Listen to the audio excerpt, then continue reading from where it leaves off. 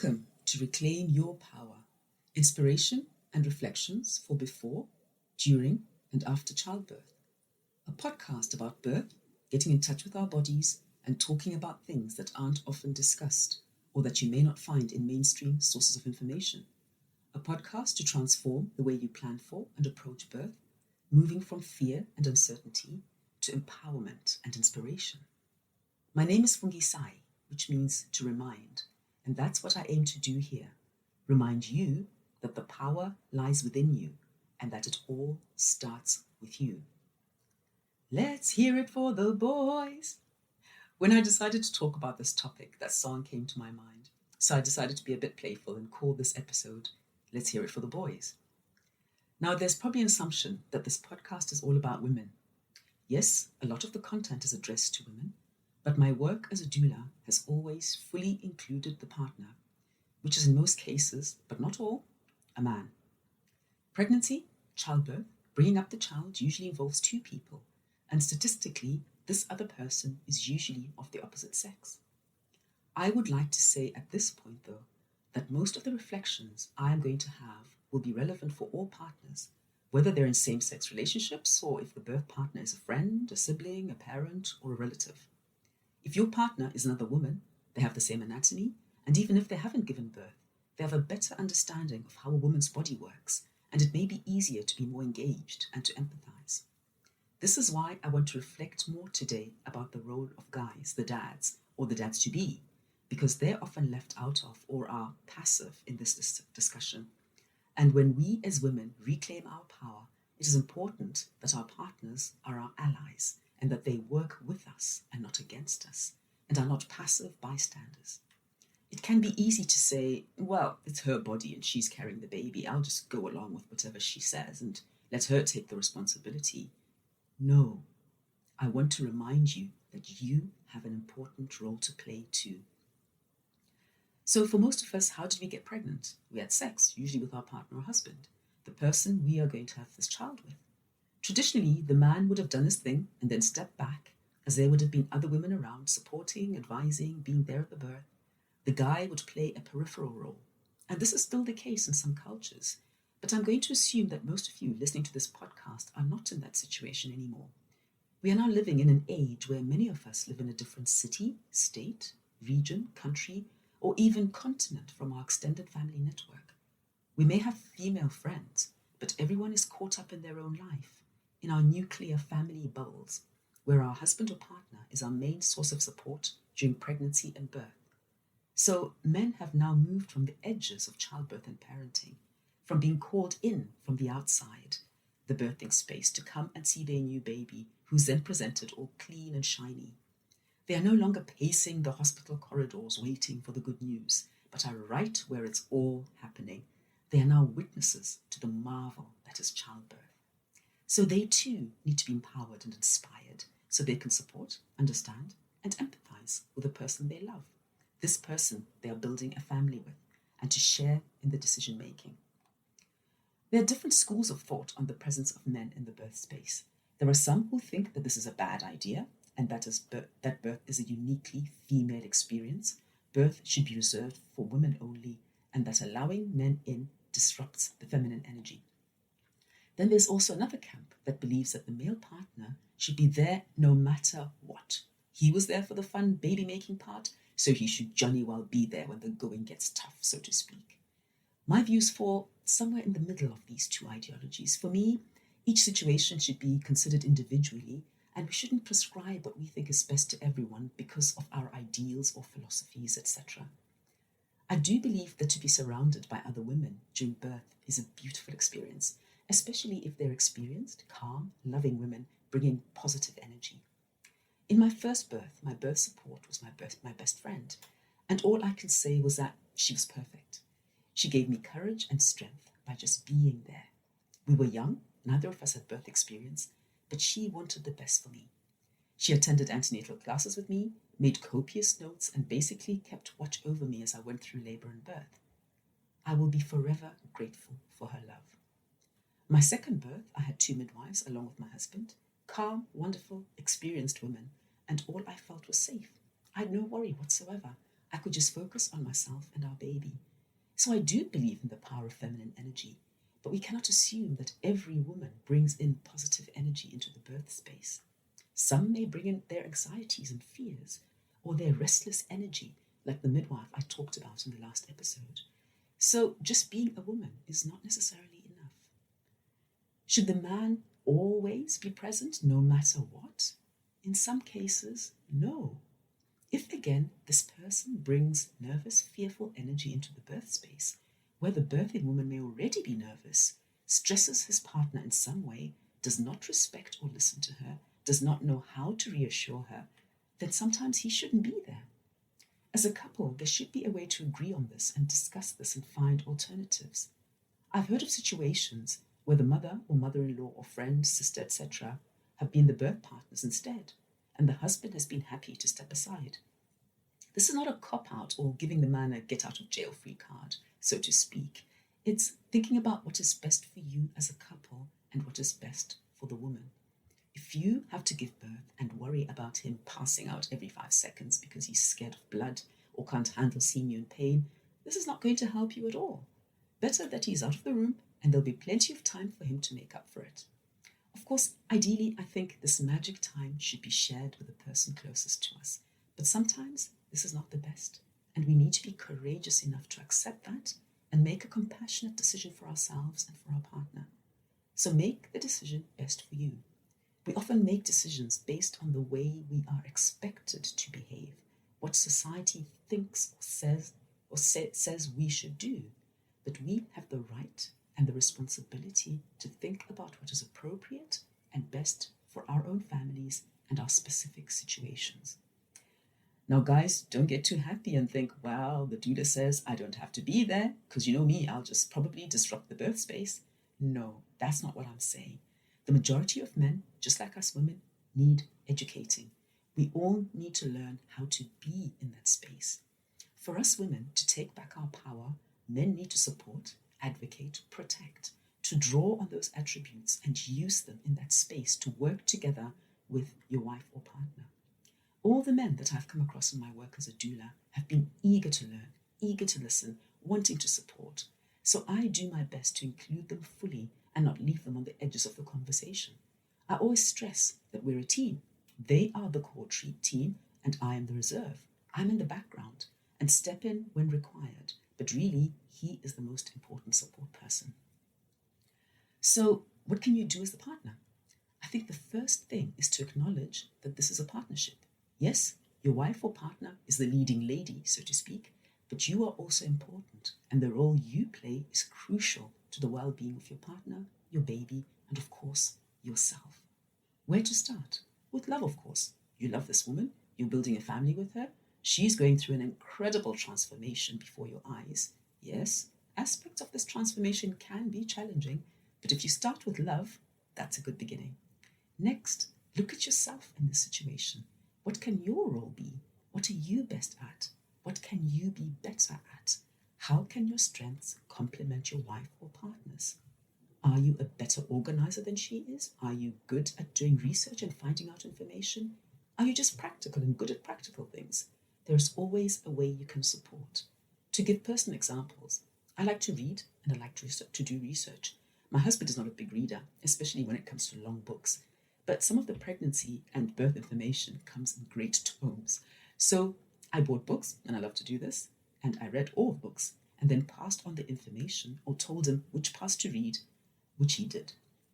I think the only book he read cover to cover, and I suspect there was some skipping and skimming here and there, was the water birth book, because he really wanted to understand how this would work. And once he had understood, he was totally convinced. He's also very practical and rational, whereas I can tend to doubt myself and overthink things. So it was important for me to discuss things with him and we'd make decisions together, but ultimately he always respected my views. As a couple, we were aware of each other's strengths and weaknesses, and we used this in a very practical way during pregnancy and childbirth. I knew what to expect from him and what would be wishful thinking, what is natural for him and what isn't. The next important thing is to educate yourself. You may not be a great reader, and maybe you'd rather poke your eye out with a stick than sit around reading pregnancy and birth books, but you need to know.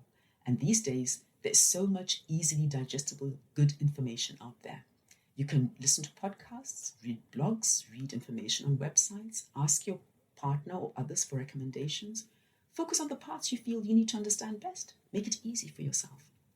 Don't put the burden of all the knowledge and understanding on your partner. That's not fair.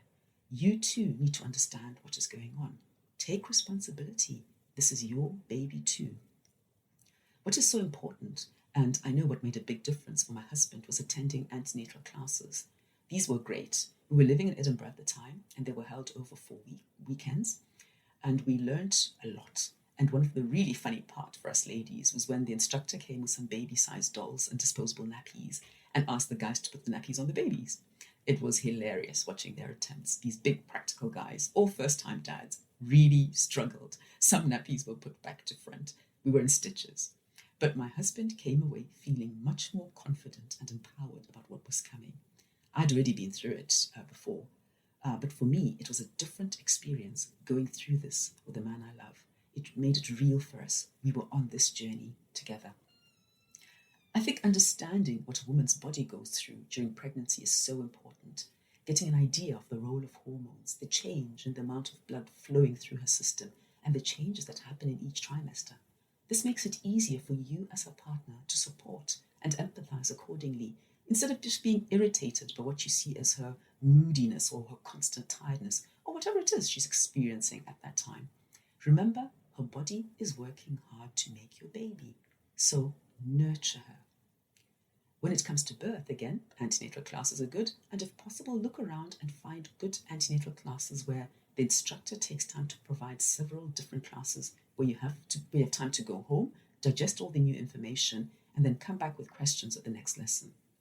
Once-off classes are better than nothing when you don't have alternatives, but if you have a choice, I would spend time and resources on instructors who offer something longer and more comprehensive. And ask questions. Don't be afraid that you look stupid. There's no such thing as a stupid question. You don't know what you don't know. Go ahead and ask. So I suppose another question is, how do I support her when she's in labor? Again, this depends on what kind of person your partner is and what she needs. One thing I can say confidently is don't be loud. It's not a football match and we don't need cheerleaders. Know your partner, and if you're not sure, ask them. Some people are very cuddly and like to be touched and massaged when they're pregnant, but during birth, they don't want to be touched at all. So take your cue from her. Be observant and alert. If she says, before going into labor, "Oh, I want you to massage my back and shoulders and to cuddle me when I'm giving birth," but when it comes to the event and you try to be cuddly and comforting, she growls at you to go away. Don't take it personally and be hurt. Just know she's changed her mind. She's in that space and it's okay. Step back and be present for when she needs you, because things may change and next minute she's calling you to rub her back. So be open and flexible. It's easy to think, oh, why can't she make up her mind, and be irritated. Try not to do this, because she will pick up that irritated energy from you, and that is not good for her. I tended to withdraw into myself when I was deep into labor, and hopefully your partner will be in a supportive enough space to be able to retreat and let her instincts take over. In my second birth, I didn't need much support. I moved around, felt under control, and my husband was very much in the periphery, watching and then filling the birth pool and helping me when I needed. And then once I was in the pool, I was in my own cocoon, and this suited me perfectly. It was wonderful. So he was there, I knew he was there, and that was enough. I didn't need more from him.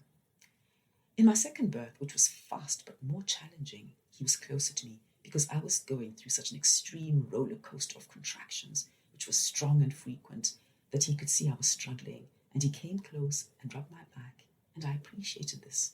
I appreciated that he could see how hard this was on my body, and that his touch at that point was comforting and was enough. So the cue here is to be open and sensitive. If your partner seems okay on her own in whatever position she adopts, then respect that and be close, but leave her be. She will tell you if she needs you. Don't unnecessarily crowd her space. The part where you will most certainly be needed is when she's in transition. Again, as I mentioned in the previous episode, this is when everything is coming to a head, no pun intended. The baby is close to coming and the contractions get very intense. The woman can get lightheaded because she breathes too fast or too shallow and can start hyperventilating. Here you can help her. Get into her face, so to speak, and say, look at me, so she looks at you, and help her breathe. Breathe with her. Help her to either pant or to slow down her breath. The midwife or doula will most likely guide you here, but this is an important phase, and you can be really active and supportive here.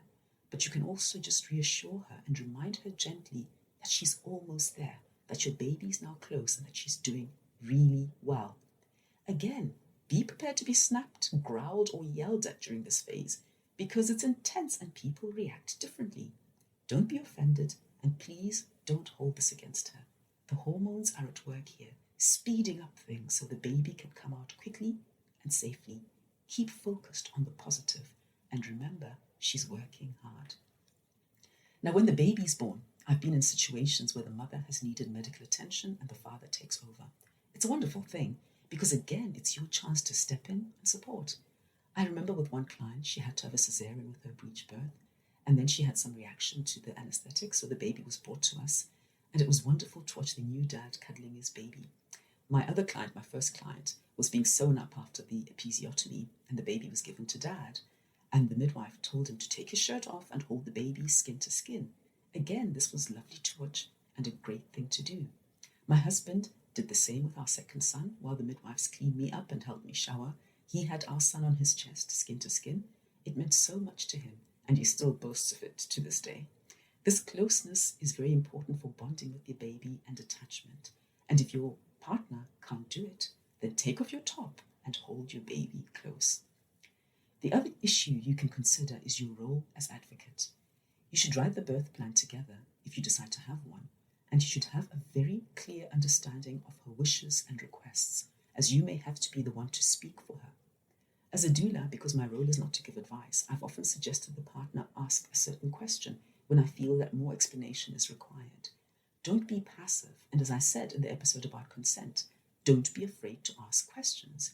If you accompany your partner to her midwife checkups, for example, ask questions, it's allowed. Sometimes you may think to ask something your wife or partner hasn't thought about. During birth, make sure you understand why procedures are being done. Ask, why is this being done? Why is it being now? What happens if we wait? Obviously, I'm not saying that you should stop the caregivers if there is an obvious emergency, but usually interventions are suggested when there's time for explanation and consent. You can also play the role of protector. Make sure your wife or partner is treated with the care and respect she deserves. And if you feel that this is not happening, then demand it firmly but respectfully. You know your partner best and you know what they need. With regard to testing or interventions, I'd like to share 2 examples. One was about a friend of mine who was pregnant for the first time, and for some reason she was thinking about having an amniocentesis.